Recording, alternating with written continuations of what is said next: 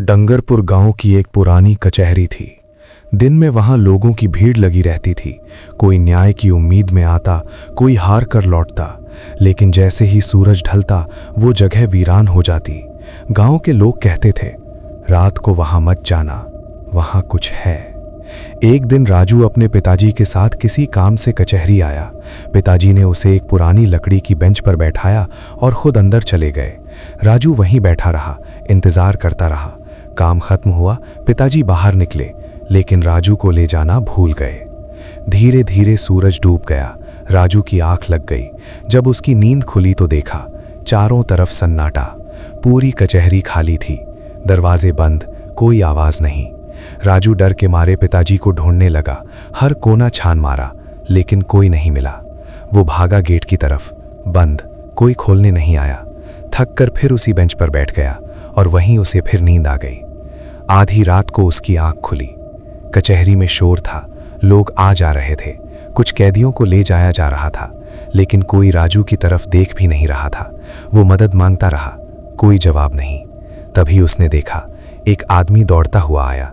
एक हाथ में पेट्रोल का डिब्बा, दूसरे में जलती हुई मशाल। वो चौराहे पर रुका, खुद पर पेट्रोल डाला और खुद को आग लगा दी। आग की लपटें पूरे कचहरी में फैल गईं। लोग जलने लगे। राजू चीख पड़ा, लेकिन फिर उसकी आंख खुली। अब वहां कोई नहीं था, ना आग ना लोग, सब कुछ फिर से सन्नाटा। राजू ने हिम्मत की, आगे बढ़ा। तभी उसे पीछे से आहट आई।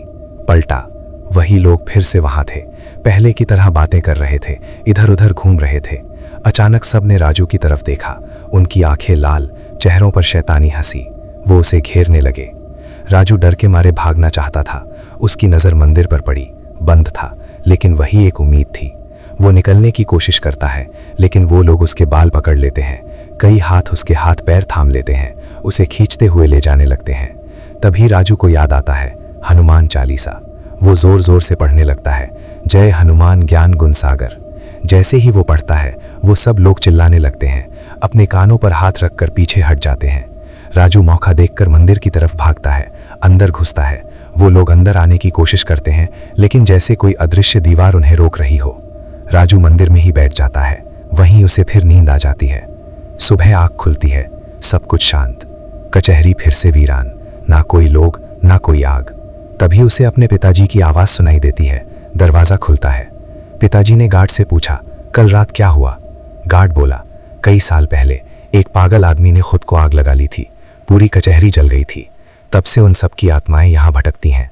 राजू और उसके पिताजी कांपते हुए बाहर निकले और कसम खाई, अब कभी इस कचहरी की तरफ नहीं जाएंगे।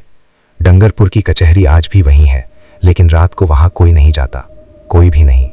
अगर तुम कभी वहां गए और किसी ने तुम्हें देखा, तो याद रखना, वो इंसान नहीं होगा,